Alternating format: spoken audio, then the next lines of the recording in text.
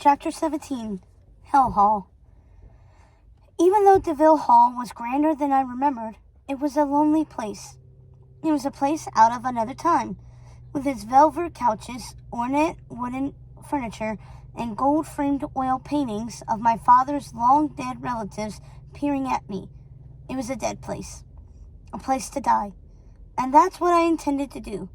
I spent my days and nights missing my Jack, missing my parents, and missing my old life. I languished there, too heartbroken to eat, too heartbroken to do anything other than cry.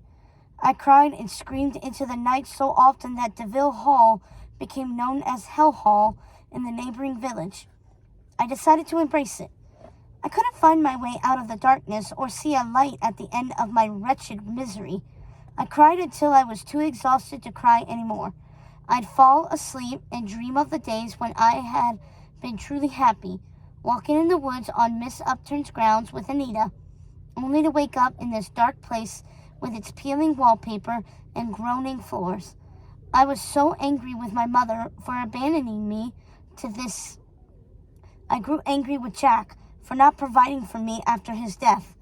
I was upset with myself for not listening to my father's warnings about my mother, and angry with him for not doing enough to protect me from her.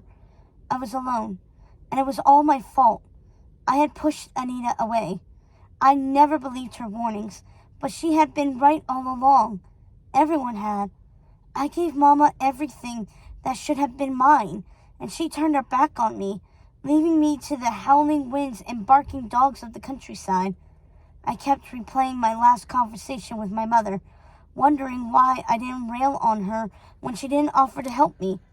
I had always been afraid to make her angry, afraid if I spoke out she would abandon me. In the end, none of it mattered. That's exactly what she had done anyway. I can't say how much time passed, how long I spent lamenting my old life, how many lonely nights I cried into the darkness with no one to hear me or comfort me. I wasn't myself. I had tossed aside the things that reminded me of those who abandoned me. I stopped wearing my furs and my jade earrings. I even stopped wearing the jade ring Jack had given me. Seeing them brought only anger and more tears. I started to see how my life had come to ruins, how I was brought to this.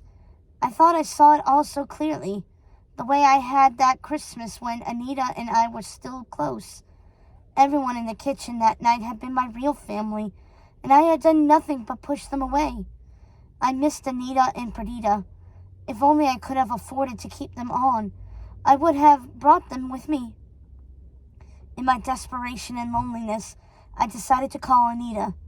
I had been in bed for days, exhausted, weak, and alone. But I picked up the phone and called one of the few people I felt had ever truly loved me. She was surprised to hear from me. We had been writing occasionally, of course, but hadn't spoken until that night. "Hello, Anita, darling. It's me, Cruella." "Cruella? Hello. How are you?" "I'm not well, Anita. I was wondering if you would agree to meet with me. There are so many things I would like to say to you, so many things I am sorry for, but I'd rather talk with you in person, and I would love to see Perdita." "Oh, Cruella, I'm not sure if that is a good idea. Things went so wrong between us. I'm just not sure." "Anita, please. She is mine after all, a gift from my father.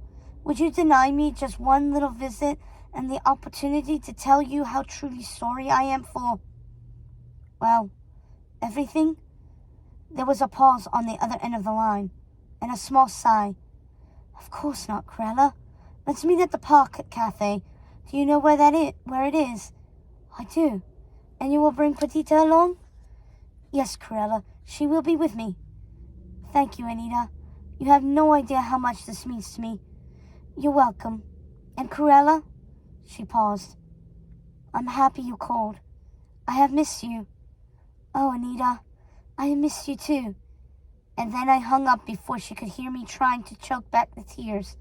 I hadn't expected her to say that she missed me. I was so anxious to see her that I stayed up almost all night pacing those lonely halls. I couldn't sleep. I couldn't eat. I could do nothing but regret the choices I had made. Anita was right. My father was right. And I was drowning in my bad choices. But all would be well when I saw Anita. All would be as it was before. I would have my life back. I would have my friend back.